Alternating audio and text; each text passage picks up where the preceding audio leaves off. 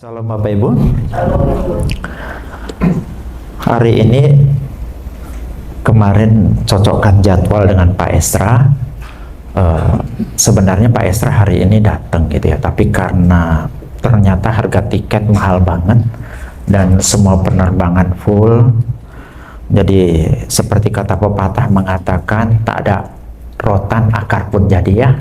Jadi jangan merasa berkecil hati karena Pak Esra tidak datang, dan memang waktunya sudah RCC itu tidak bergantung pada satu pengkhotbah ya. Kita harus belajar menerima kebenaran-kebenaran dari pengkhotbah lain. Jadi saya senang sekali sebenarnya kalau Pak Esra bisa datang hari ini, karena sebentar sore 4:30 saya khotbah Natal di gabungan gereja GKIN se-Surabaya. Jadi saya pikir wah ini pas ini kalau Pak Esra datang. Tapi karena beliau tidak datang ya terpaksa khotbah di sana, saya khotbahkan di sini ya. Tidak apa-apa ya. Kita buka firman Tuhan. Ini judulnya dikasih sama mereka. Dan ayatnya juga diberikan oleh mereka, yaitu Kejadian 4 ayat 6 dan Kejadian 4 ayat 7 dengan judul berdamai dengan diri sendiri. Firman Tuhan kepada Kain, "Mengapa hatimu panas dan mukamu muram? Apakah mukamu tidak akan berseri jika engkau berbuat baik?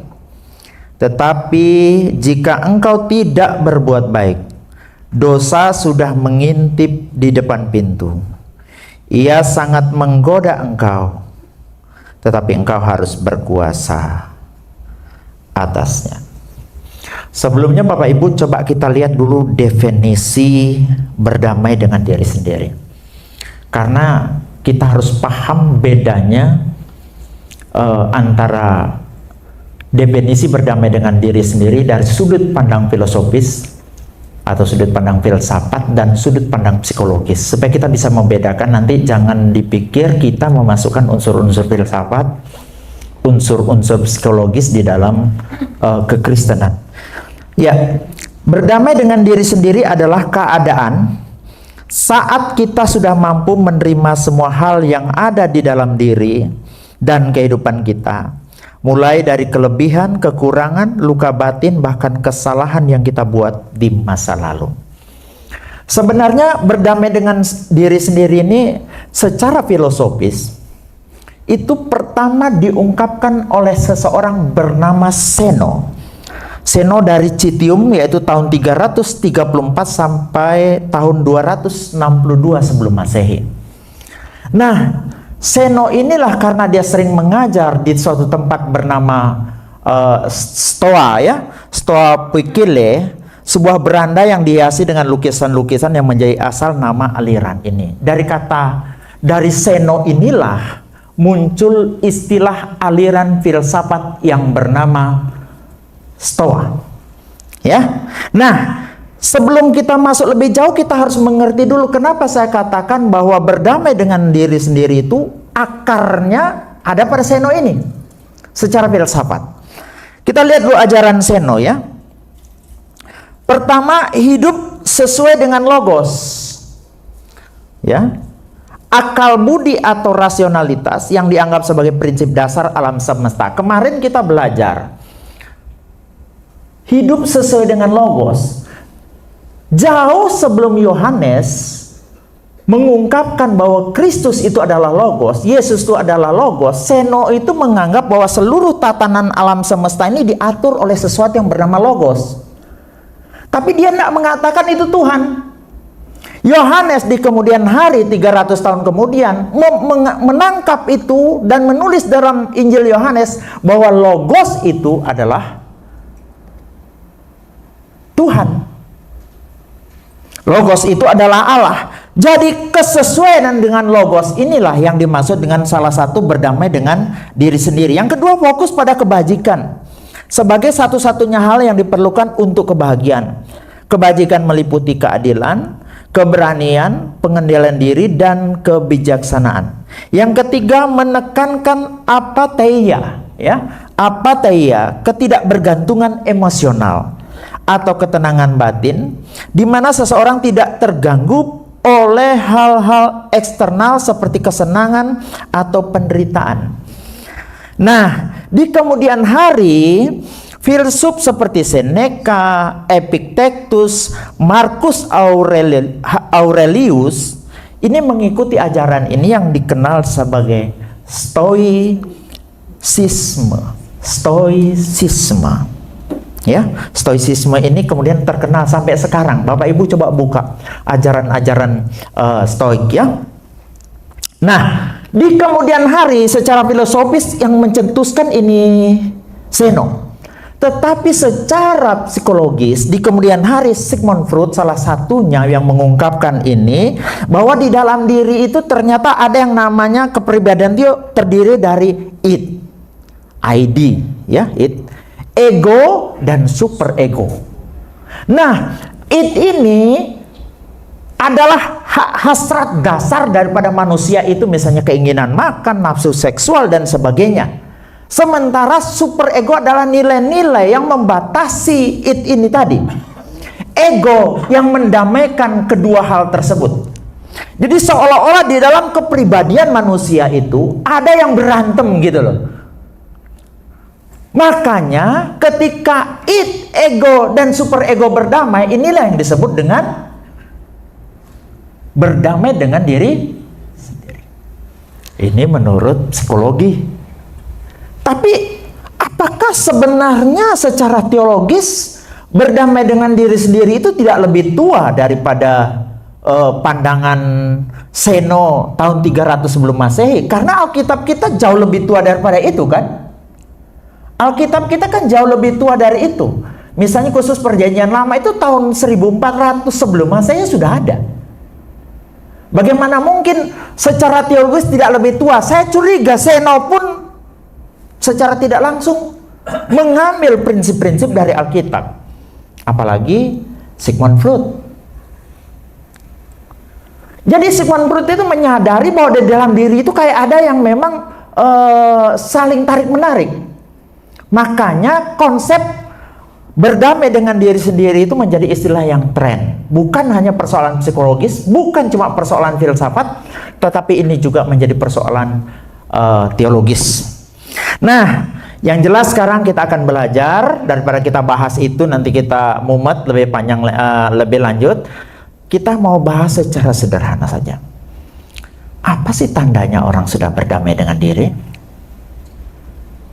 Karena secara Kristiani, orang berdamai dengan dirinya hanya dimungkinkan ketika dia berdamai dengan Allah. Kalau dia tidak berdamai dengan Allah, tidak mungkin kita bisa berdamai dengan diri sendiri dengan kekuatan kita sendiri. Roh Kudus akan membantu kita. Namun tanda-tandanya akan kita terlihat dalam berapa tanda secara singkat.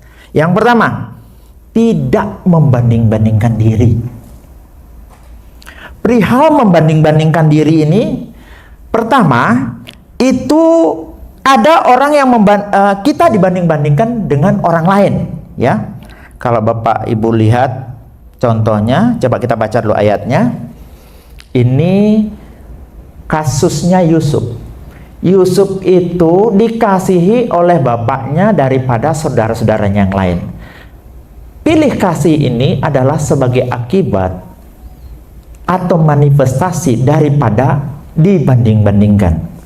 Yang kemudian yang kedua, kita lihat kasus Saul versus Daud. Suatu saat Saul dan Daud ini pulang perang. Kemudian anehnya ada orang-orang banyak, perempuan kayak semacam pemandu sorak begitu berteriak. Saul mengalahkan beribu-ribu orang, tetapi Daud berlaksa-laksa. Saul jengkel ketika dibandingkan. Saul marah ketika dibanding-bandingkan. Memang rupa-rupanya dibanding-bandingkan itu tidak enak ya. Kalau dia boleh nyanyi itu, wong kok ngene kok dibanding-banding kan begitu ya. Kalau dia nyanyi waktu itu, untungnya lagu itu belum ada. Jadi Saul marah karena dibanding-bandingkan. Jadi Bapak Ibu, yang pertama, terkadang kita itu dibanding-bandingkan orang. Dan ini kita tidak bisa lepas dari dibanding-bandingkan tersebut. Siapapun pasti akan dibanding-bandingkan.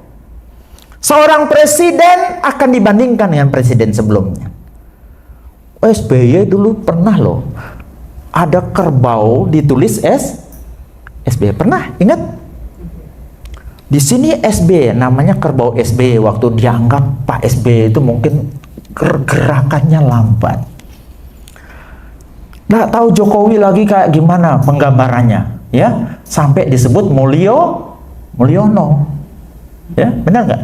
Sekarang siapapun nanti jadi presiden pasti dibanding-bandingkan dengan presiden sebelumnya atau presiden sesudahnya, dibanding-bandingkan juga dengan presiden dari negara lain. Bapak Ibu sebagai suami pasti dibanding-bandingkan. Pas istri lagi marah, loh kamu itu loh kok jadi suami kayak gitu, kayak suaminya si A, begitu kan? Begitu juga jadi istri, sering dibanding-bandingkan sama mantan pacar. Kamu loh kalian enggak kayak mantan pacarku dulu, mantan pacarku lalu orangnya itu sat-sat, kamu kok slow kayak begini. Pasti kita dibanding-bandingkan. Seorang anak juga kan dibanding-bandingkan kadang oleh orang tuanya, apalagi orang tuanya belum paham dalam masalah ini. Dia akan bandingkan, anak si Anu kok kamu itu kayak begini, sedangkan kamu enggak kayak begitu kayak kakakmu. Sering sekali semacam itu. Dan itu sebenarnya tidak boleh. Cuma kita dalam hidup ini kita tidak akan pernah lepas dari apa yang namanya dibanding. Itu di luar kendali kita. Pendeta A dibandingkan dengan pendeta B. Oh, pendetaan itu enak, bagus khotbah. Le aku di ngurungono khotbahnya masuk. Kalau saya dengar khotbahnya masuk, tapi kalau pendeta B tidak. Ya. Hal yang wajar, dan kita tidak punya kendali untuk memberhentikan orang, menyetop orang yang membanding-bandingkan. Yang kita bisa lakukan adalah apa? Tutup telinga kita dan tidak usah ambil pusing dengan orang yang membanding. Orang yang sudah berdamai dengan dirinya sendiri, saya ulangi, orang yang sudah berdamai dengan dirinya sendiri tidak akan pernah pusing kalau dibanding-bandingkan, karena dia tahu identitas dirinya di dalam Kristus. Mau dibilang apa, yang penting tidak pernah kita buat, tidak usah pusing. Nah, tadi perihal membanding-membandingkan, yang pertama tadi adalah kita pasti akan dibanding-bandingkan orang. Yang kedua, ada kasus di mana kita, diri sendiri ini, membandingkan diri kita dengan orang lain. Tadi kita yang dibanding-bandingkan orang lain dengan orang lain, sekarang diri kita sendiri yang membandingkan diri kita dengan orang lain. Bisa paham bedanya ya? Ini kasus, coba lihat di dalam 2 Korintus 10 ayat 12. Memang kami tidak berani menggolongkan diri kami kepada atau membandingkan diri dengan orang tertentu yang memujikan diri sendiri. Mereka mengukur dirinya dengan ukuran mereka sendiri dan membandingkan dirinya dengan diri mereka sendiri. Alangkah bodohnya mereka itu. Nah, kalau mau lihat kasus di dalam Alkitab, coba ini satu turun lagi. Ini orang Farisi membandingkan dirinya dan orang lain tidak? Dalam parabel yang Tuhan Yesus berikan, saya baca. Lukas 18 ayat 11. Orang Farisi itu berdiri dan berdoa. Dalam hatinya begini, ya Allah, aku mengucap syukur kepadamu. Karena apa? Karena aku tidak sama seperti semua orang. Dia bandingkan dirinya dengan orang. Yang kedua, bukan pesinah dan bukan juga pemungut cukai ini. Kan ada 2 orang lagi ibadah waktu itu sembahyang, toh? Dia bandingkan pertama dirinya dengan orang banyak. Yang kedua dia bandingkan dirinya dengan pemungut cukai. Apa akibat suka membanding-bandingkan atau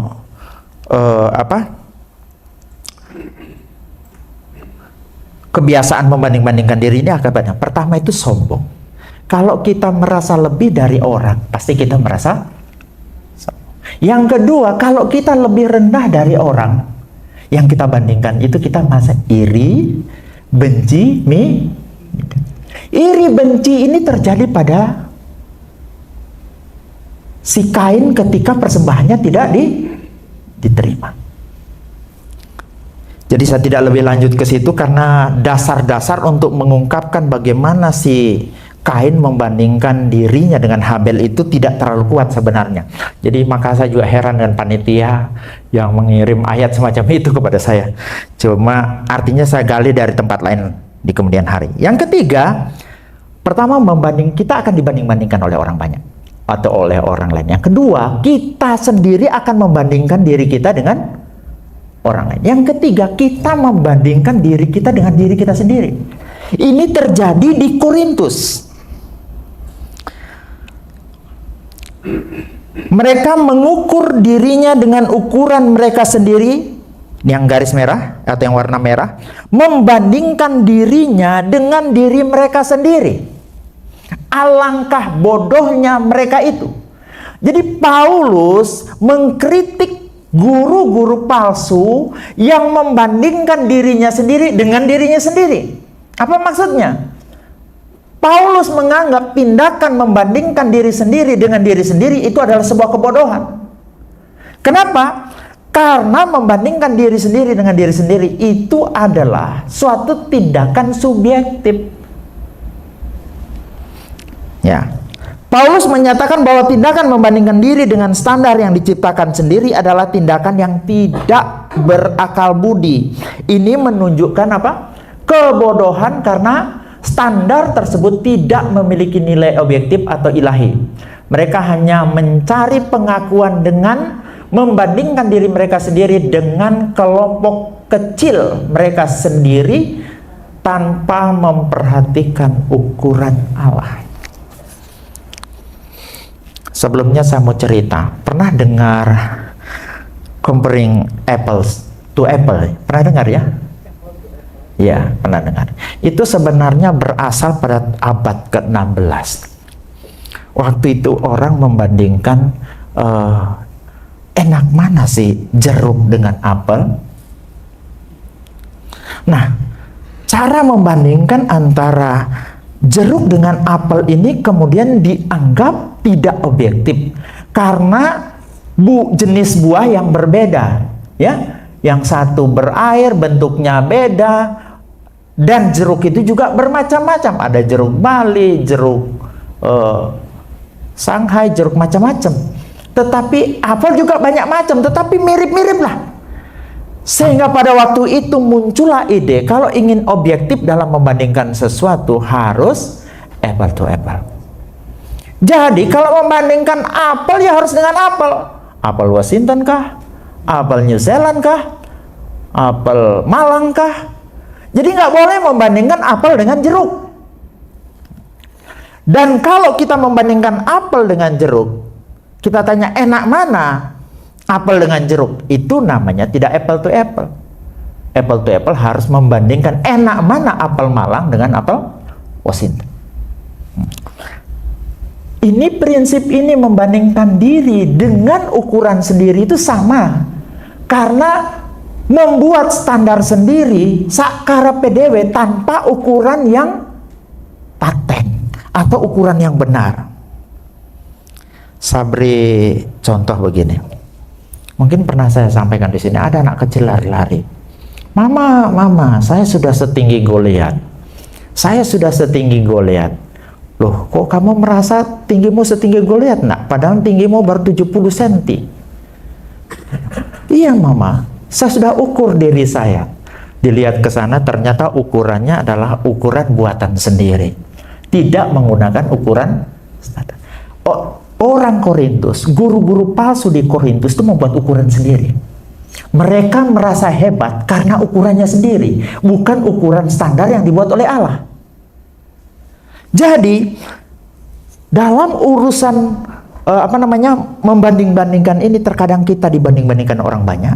Yang kedua, terkadang diri kita sendiri membandingkan diri kita dengan orang lain. Yang ketiga, kadang diri kita sendiri membandingkan dengan dia sendiri. Ini 3 jenis membandingkan di dalam Alkitab. Dan ini sama tidak benarnya karena menggunakan standar sendiri. Suatu saat saya duduk-duduk, tahun berapa itu di Poso, kurang lebih tahun 2003-an. Saya pas lagi makan di rumah makan, tiba-tiba ada 2 orang Poso berdialog. Dia cerita betapa majunya kota Poso dan betapa besarnya kota Poso.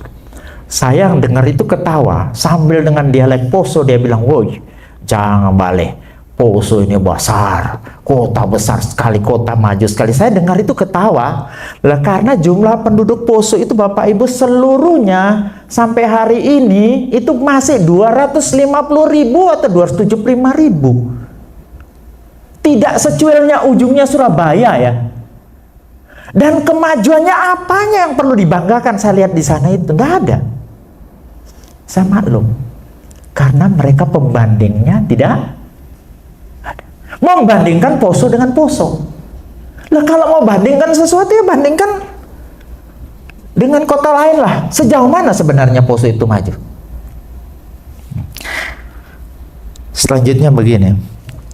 Ini mungkin Bapak Ibu lagi heboh di internet. Pernah dengar nggak kalau Indonesia lagi menang bola, ada lagu sakral yang dinyanyikan? Lagunya gimana?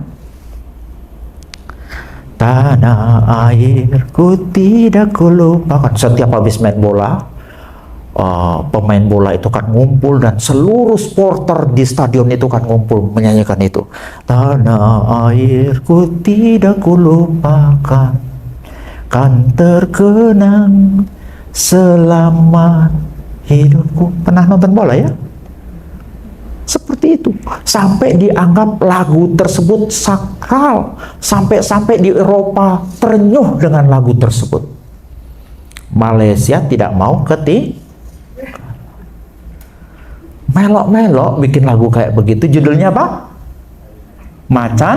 Harimau Malaya. Saya cek, karena klaimnya Malaysia bahwa lagu Harimau Malaya jauh lebih sakral daripada lagu Tanah Airku. Pernah dengar lagunya tidak? Saya ketawa Bapak ya. Dia tak pernah ucap hello pergi kau melambai. Harimau Malaya. Saya ini lagu apa toh? Tapi klaimnya itu loh, merasa lebih sakral, lebih bagus daripada lagu Tanah Airku. Tak pernah hancur hati, otaknya bersepai. Harimau Malaya. Wah, saya kekel sampai saputar berulang-ulang kekel. Jadi artinya begini, kenapa dia klaim itu sebagai lagu lebih bagus? Karena dia punya ukuran sendiri. Ya, buat ukuran sendiri, mengklaim sendiri bahwa itu yang paling bagus. Saya bilang begini, orang itu kalau suka membandingkan dirinya dengan diri sendiri, hasilnya cuma dua. Pertama, tidak tahu malu. Yang kedua, tidak tahu diri. Kalau ada bahasa Bali itu, bahasa Bali begini bunyinya. Biarlah orang lain yang membanteni sanggah pendidi. Biarlah orang lain yang masang sesajen di sanggah sendiri. Setiap orang itu biasanya mantenin sanggah sendiri. Maksudnya setiap orang maunya isi sesajen di pura sendiri. Artinya biasanya kebanyakan orang itu suka muji diri sendiri. Biarlah kalau kita memang hebat, kita memang betul-betul orang lain yang memberi predikat itu kepada kita, jangan diri kita. Karena memang ilmu tahu diri itu susah sekali dikuasai. Bapak Ibu, saya cerita sedikit. Kenapa di RCC ini saya kadang-kadang sungkan khotbah itu sampai 3 kali dalam sebulan. Tahu diri. Ya, RCC ini dibangun oleh Pak Esra awalnya kan, pengikutnya Pak Esra. Nah, saya kalau 3 kali khotbah itu malu, makanya dibuatlah variasi 1 bulan sekali kita ngundang khotbah luar. Tujuannya apa sebenarnya? Supaya jemaat itu lebih bervariasi lagi, ya nggak monoton gembala terus gitu. Kadang kalau Pak Esra nggak bisa datang, udah kehadiran menurun lagi. Kalau sudah saya lihat, kalau saya sudah berapa kali khotbah, itu sebenarnya prinsipnya apa? Tahu diri.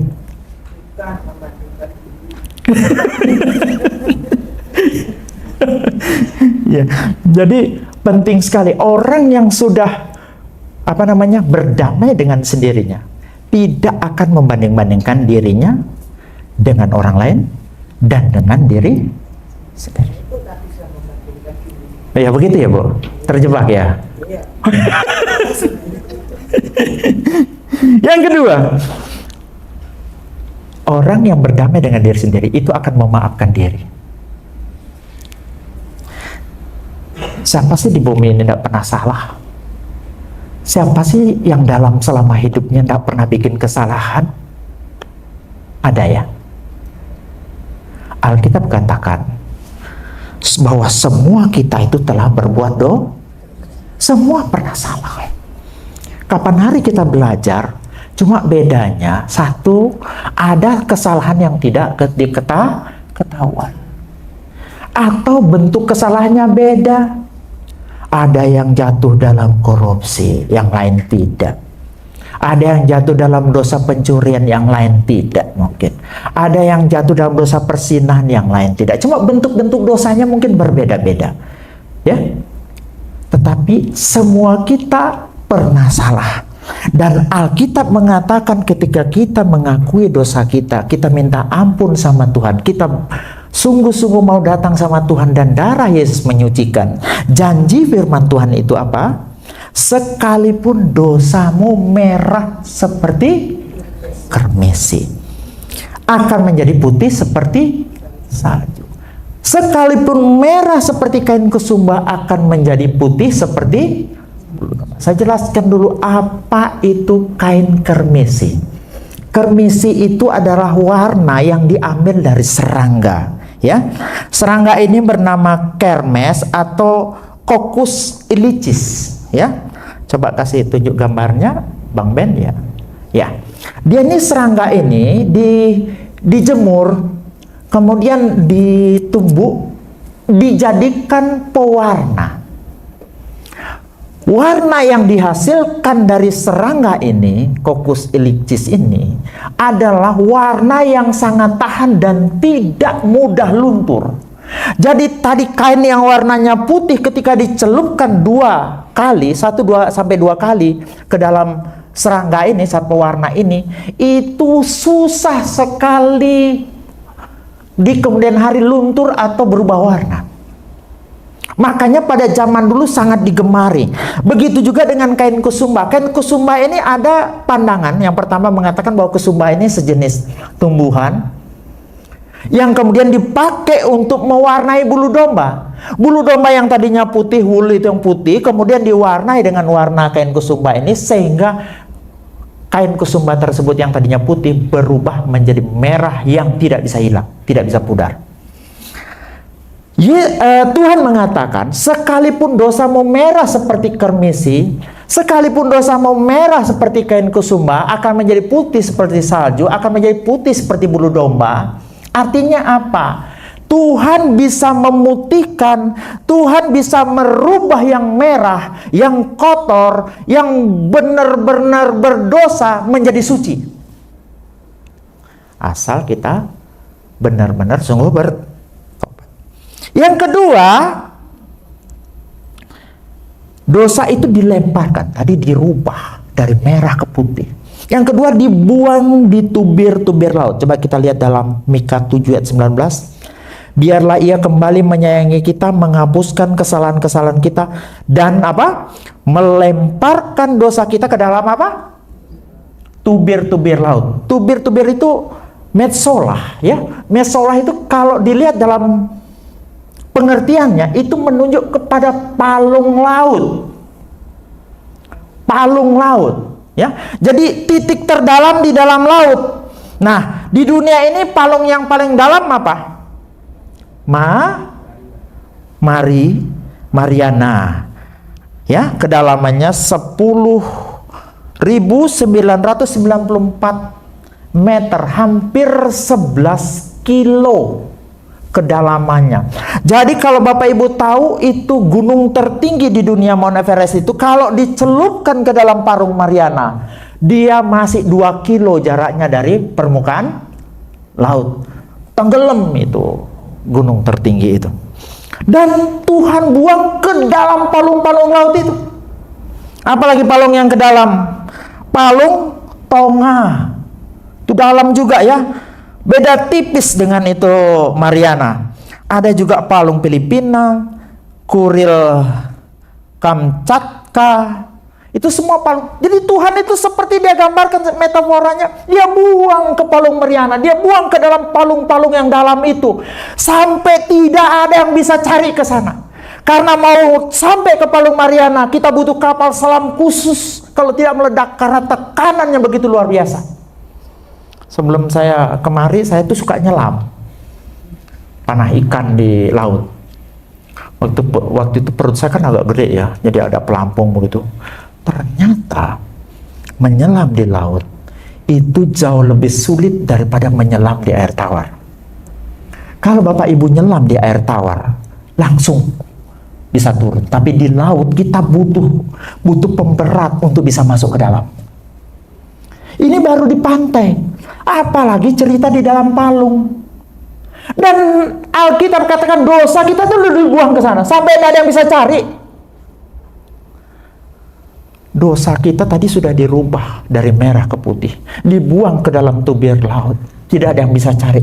Tapi anehnya banyak orang sekarang masih ngingat dosanya yang sudah dibuang ke tubir laut, yang sudah dilupakan oleh Tuhan. Tapi kita masih mengingat dengan cara apa? Kita tidak memaafkan diri kita.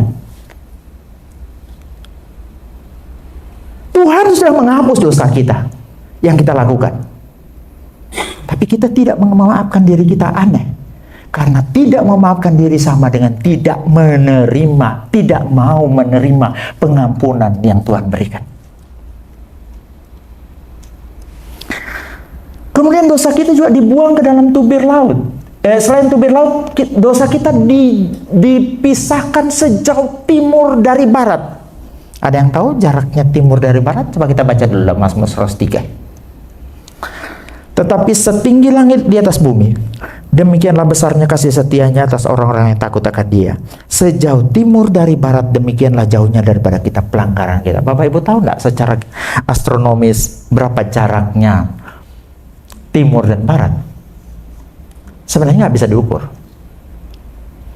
Tetapi yang bisa dilihat, yang bisa diketahui oleh alat atau teleskop itu hanya sejauh 93 miliar tahun cahaya jaraknya timur dan barat yang bisa diukur ya dengan alat teleskop.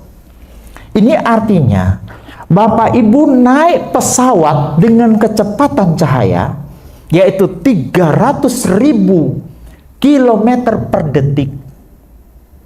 Kita membutuhkan waktu 93 miliar tahun untuk dapat jarak antara timur dan barat. Itu yang bisa diketahui dalam teleskop. Sejauh itu dosa kita dibuang. Sejauh itu dosa kita dilupakan oleh Tuhan karena Dia telah mengampuni kita. Tapi anehnya banyak orang sekarang, dianya yang sudah diampuni oleh Tuhan masih mengingat-ingat dosanya. Bisa nangkep masih?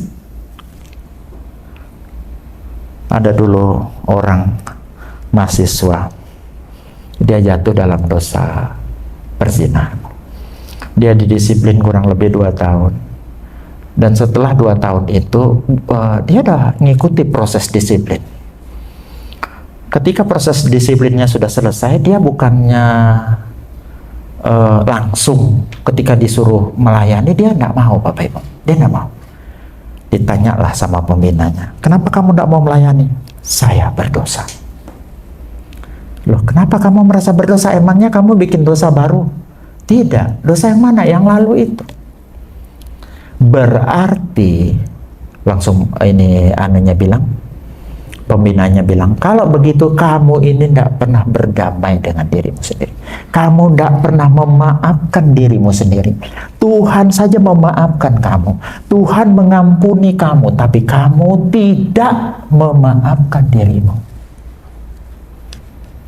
Kamu tidak percaya kepada pengampunan Tuhan. Kamu tidak mau menerima pengampunan yang Tuhan beri. Buktinya kamu masih mengingat terus sampai hari ini. Jadi membebaskan diri dari penyesalan dan kesalahan masa lalu. Semua orang punya kesalahan kan? Kita belajar melepaskan. Jangan ingat-ingat terus, Tuhan aja udah lupa. Nah, kalau di bumi ini yang suka nginget kesalahan kita itu adalah, kalau bukan orang lain, itu pasti setan. Martin Luther itu pernah didatangi oleh setan dalam kesaksian hidupnya. Martin Luther, kamu ini loh dosamu akeh loh. Ditulis semua. Kemudian Martin Luther, iya kan, benar ini dosa saya. Tapi dia ambil tinta merah, dia silang dengan salib Kristus. Tapi darah Kristus sudah menyuci. Hati-hati, hanya setan yang suka nuduh bahwa kita masih berdosa, sementara dosa kita sudah diselesaikan di hadapan Tuhan. Saya pernah dialog dengan teman sekolah teologi, saya bilang ini paradoks sekali. Satu sisi kita dikatakan manusia berdosa, tapi satu sisi kita orang yang telah diputihkan oleh darah Yesus. Di saat kita sudah disucikan oleh darah Yesus, kita masih merasa berdosa. Itu sebenarnya pada saat yang sama kita tidak percaya pada karya darah Yesus yang menyucikan dosa kita. Ini paradoks, rumit sekali untuk diselami. Jadi kalau saya ditanya, kalau begitu Bapak pendiriannya gimana? Saya adalah orang berdosa yang disucikan oleh darah Yesus. Gitu. Paling aman. Selanjutnya, yang ketiga, orang yang telah berdamai dengan dirinya sendiri itu tidak bergantung pada validasi eksternal. Apa itu validasi eksternal?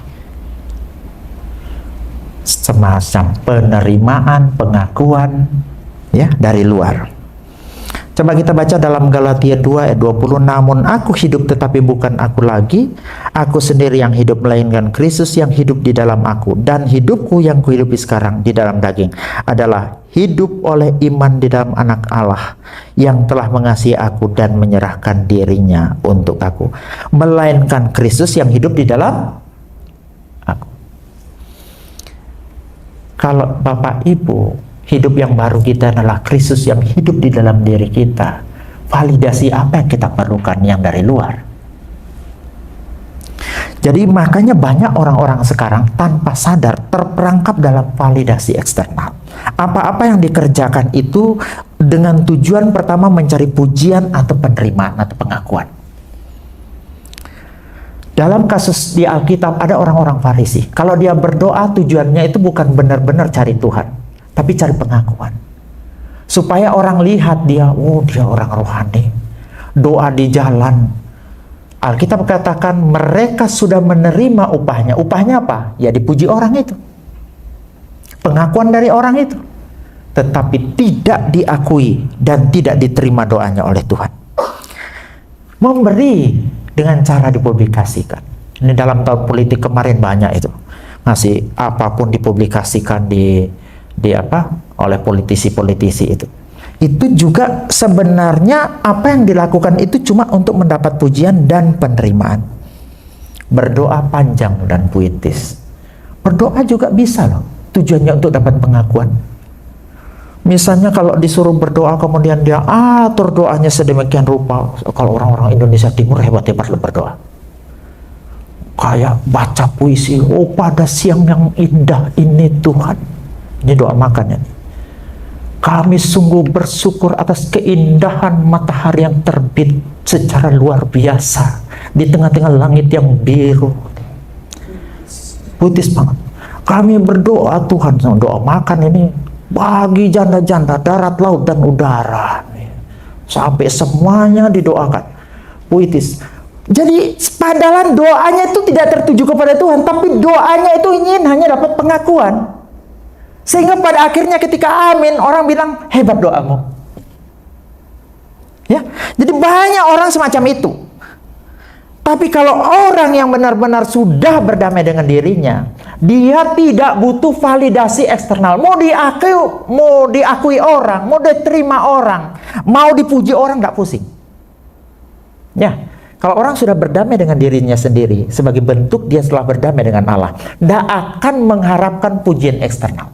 Orang mau puji kita melayani, tidak masalah. Yang penting hati ini sungguh-sungguh tahu bahwa kita ini melayani. Ya, jangan berharapkan pujian. Yang kedua, tergantungan pada media sosial. Mereka sering memposting foto, pencapaian, atau aktivitas mereka di media sosial dengan terus-menerus memeriksa jumlah like, komentar, dan respon. Posting di cerita, setiap berapa menit periksa siapa yang ngelihat, berapa like-nya, apa komentarnya. Kalau banyak yang komennya bagus-bagus, dia senang. Kalau tidak ada yang nge-like, tidak ada yang komentar, mulai dia kecewa. Saya mau beritahu, orang semacam ini belum berdamai dengan dirinya. Karena nilai saudara dan saya tidak bergantung pada jumlah komen kita di tidak bergantung berapa yang ngasih jempol. Percaya deh, yang ngasih jempol itu belum tentu suka sama saudara. Betul? Ada yang cuma balas budi, oh kemarin dia jempoli saya, balas budi. Belum tentu konten kita benar-benar diterima. Ini banyak orang masih terjebak begitu. Jadi mereka merasa senang atau bangga hanya jika postingan mereka mendapat banyak likes atau komentar positif. Sebaliknya mereka merasa kecewa atau tidak berharga jika responnya kurang. Masih ada yang suka begitu di sini? Tidak ya? Saya yakin di sini orang yang sudah berdamai dengan Kristus. Nilainya dia tidak ditentukan berapa yang nge-like di sosmednya, di Facebooknya, Instagramnya, apalagi YouTube-nya atau apapun itu. Yang ketiga, emosinya tidak stabil atau mudia. Perasaan mereka sangat dipengaruhi bagaimana orang memperlakukan atau menilai mereka. Mereka merasa sangat bahagia ketika dipuji, tetapi sangat sedih, marah ketika diabaikan atau dikritik. Bapak Ibu, saya mau jujur, seorang pengkhotbah itu, kalau dia tidak hati-hati, dia mau khotbah itu persiapan, boleh jadi dia bagus persiapannya, tapi kalau motifnya cari puji, saya yakin orang tersebut belum berdamai dengan dirinya. Karena apa-apa muaranya adalah pujian. Sampaikan. Mau dipuji orang, tidak dipuji orang. Tadi pagi saya dikirimi Pak Dokter khotbah di GRI Pusat. Saya cuplik sedikit. Sekarang banyak pendeta-pendeta bikin khotbah pakai ChatGPT. Akhirnya khotbahnya tidak berjiwa, begitu dikatakan dalam khotbah yang di GRI tadi. Saya melihat pendek. Memang benar, khotbah itu bukan perkara tersusun rapinya sebuah kata-kata, tapi khotbah itu perkara kuasa. Khotbahnya sederhana, tapi kalau membawa perubahan berarti ada kuasa dalam firman itu. Meskipun disampaikan dengan lancar, seencer bubur Manado, ya, lancar ngomongnya, tapi kalau tidak ada kuasa, jemaat tetap tidak berubah. Diajar pengampunan, jemaat tidak mau belajar mengampuni. Diajar berdamai, tidak mau berdamai. Kan begitu kan? Tapi kapan khotbah itu bawa kuasa? Ketika jemaat itu mengalami perubahan. Gembala juga mengalami perubahan terus menerus ke arah Kristus. Hari ini kita ditegur masalah ini, gembala duluan. Bapak Ibu tahu nggak mau menggumuli khotbah itu? Tanya Pak Esa. Kita mau khotbahkan satu khotbah 1 minggu, kita harus bergumul mencari pembukaan rahasia firman Tuhan oleh Roh Kudus. Kalau tidak, kita tidak ngerti apa mau disampaikan. Mendingan saya pengkhotbah keliling, khotbah yang kemarin tak putar sedikit, ya kan? Tak ambil ini, tak comot ini, khotbahkan di sana, nggak ada yang tahu. Tapi kalau khotbah di jemaat lah, masa khotbah yang kemarin dulu saya khotbahkan kembali? Nggak ketemu, tidur lagi, minta berdoa sama Tuhan. Tuhan beri saya apa yang harus disampaikan. Makanya khotbah ini pun selesai tadi pagi jam 7 pagi. Lah karena memang kita harus cari dapat sesuatu yang baru. Kalau tidak dapat yang baru, apa yang kita kasih makan jemaat? Makanya kalau khotbah cuma ngandalin ChatGPT, ya seperti khotbah tadi yang dari GRI. Khotbah tapi tak berjiwa. Karena khotbah itu berbicara kuasa.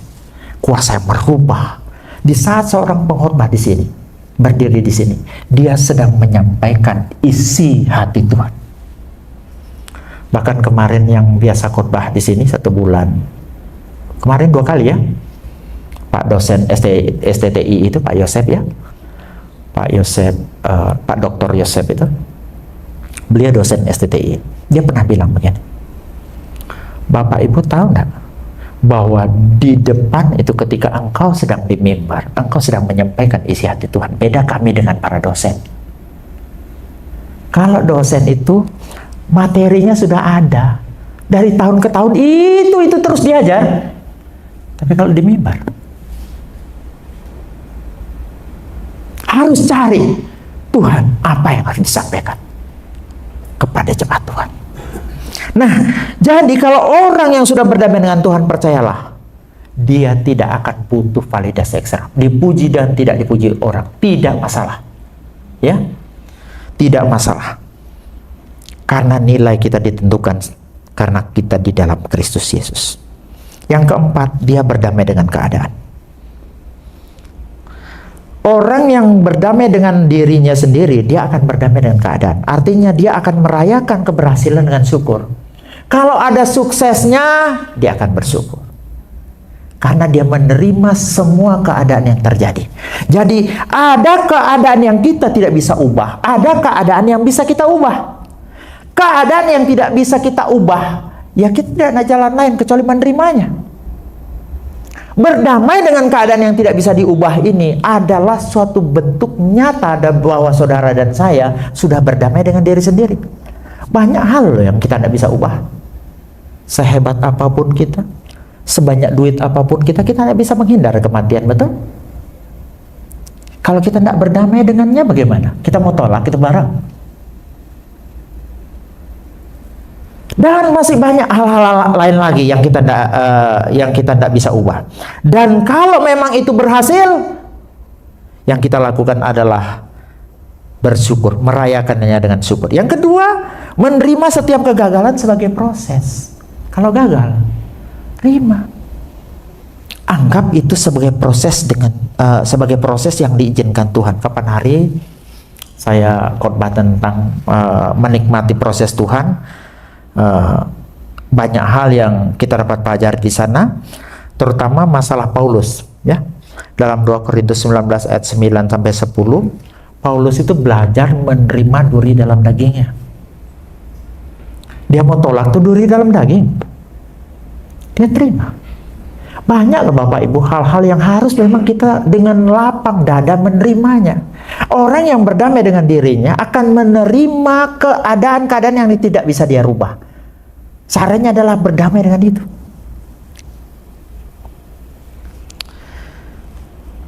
Coba ada gambar itu, Bang Ben? Ya ini. Ini salah satu dalam khotbah saya yang lalu ya. Orang kalau sudah berdamai dengan dirinya sendiri, dia akan bisa begini. Setiap orang yang kita temui adalah guru. Ketemu orang jahat, ketemu orang baik, ketemu orang apapun, itu adalah guru yang Tuhan kirim buat kita. Ya. Setiap tempat yang kita datangi adalah kelas. Setiap kejadian yang kita alami adalah pembelajaran. Nah, ini pasti dalam hidup kita pernah ketemu orang-orang menjengkelkan. Tapi kalau kita sudah berdamai dengan diri kita sendiri, perspektif kita, cara kita melihat akan berbeda. Begini Bu, jangan pernah menyesal karena mengenal orang lain dalam kehidupanmu, sebab orang yang baik akan memberimu apa? Kebahagiaan. Saya ketemu orang-orang baik di sini memberikan saya kebahagiaan. Bapak Ibu yang lain ketemu orang-orang baik memberikan kebahagiaan. Seorang cowok ketemu cewek yang baik memberi kebahagiaan. Seorang pemudi ketemu seorang pemuda yang baik memberi kebahagiaan. Orang yang buruk memberimu apa? Jadi kalau ketemu orang-orang yang jengkel, itu memberi kita pengalaman dan pembelajaran. Dan orang yang jahat akan memberimu pelajaran. Jadi jangan pernah membenci keadaan, karena keadaan adalah proses. Orang yang berdamai dengan dirinya akan berdamai dengan keadaan apapun yang dia terima. Kalau berhasil bersyukur, kalau gagal terima. Anggap itu sebagai sebuah pelajaran. Yang terakhir, orang yang berdamai dengan dirinya sendiri pasti dia berdamai dengan orang lain. Kalau dia masih punya musuh, dipertanyakan dia berdamai dengan orang lain. Kalau masih ada hatinya dongkol sama orang lain, dipertanyakan dia sudah berdamai dengan dirinya. Kalau dia belum berdamai dengan dirinya, dipertanyakan juga apakah dia sudah berdamai dengan Allah atau tidak. Karena kuncinya berdamai dengan Allah, berdamai dengan diri, baru kita bisa berdamai dengan orang lain. Nah, dalam khotbah yang berapa lalu, ada hubungan yang bersifat karitas, ada yang bersifat kupiditas. Hubungan kupiditas itu terjadi karena rusaknya hubungan manusia dengan dirinya sendiri. Hubungan manusia dengan dirinya sendiri rusak karena rusaknya hubungan dengan Allah. Sehingga perlu pendamaian dulu dengan Allah, baru bisa damai dengan diri kita, baru kita bisa damai dengan orang lain. Nah, tandanya apa? Melepas pengampunan. Karena dendam itu adalah beban. Dendam, kalau Bapak Ibu masih ada yang dendam di sini nggak? Nggak ada ya? Sebenarnya kalau Bapak Ibu dendam, Bapak Ibu sedang minum racun tapi berharap orang lain mati. Alkitab tuh ngajarin kita itu supaya kita ini hati ini sehat. Dendam itu menimbulkan penyakit, makanya di dalam hati yang gembira adalah kalau ada dendam bagaimana kita mau bisa sehat? Dendam itu yang meracuni kita sehingga tubuh-tubuh kita ini fungsinya melemah semua sehingga kita sakit. Gitu. Yang kedua, kita menjadi berkat bagi orang lain. Kalau Bapak Ibu berdamai dengan orang, pasti jadi berkat dengan orang lain. Saya beri contoh begini. Untuk bisa menerangi, Bapak Ibu harus pertama jadi lampu itu. Orang yang bisa jadi lampu adalah orang yang sudah berdamai dengan dirinya, baru dia bisa menerangi orang lain. Untuk bisa menggarami, minimal kita harus jadi garam, betul nggak? Lah kalau tidak jadi garam, bagaimana kita bisa menggarami orang lain? Makanya berdamai dengan sendiri, kita akan berdamai dengan orang lain. Jadi kesimpulannya apa? Orang yang sudah berdamai dengan diri sendiri, pertama tidak akan membandingkan dirinya dengan siapapun, dengan orang lain atau dengan diri. Yang kedua, memaafkan diri. Tuhan aja melupakan dosa kita, ngapain kita ingat-ingat? Jangan terlalu keras pada diri, ya. Jangan terlalu keras pada kesalahan masa lalu. Belajar memaafkan diri sendiri. Setiap orang punya salah di sini. Tetapi setiap orang, Tuhan sudah ampuni dosanya ketika dia minta ampun sama Tuhan, tapi dirinya sendiri tidak memaafkan dirinya. Ini bahasa lainnya belajar menerima pengampunan Tuhan. Belajar menerima status yang baru. Engkau adalah orang yang berdosa setelah disucikan oleh darah Kristus. Maafkan dirimu. Jangan terus itu kita terkungkung pada masa lalu itu. Setiap orang punya masa lalu. Tetapi ketika kita memaafkan diri kita, itu tandanya kita telah berdamai dengan diri kita sendiri. Yang ketiga,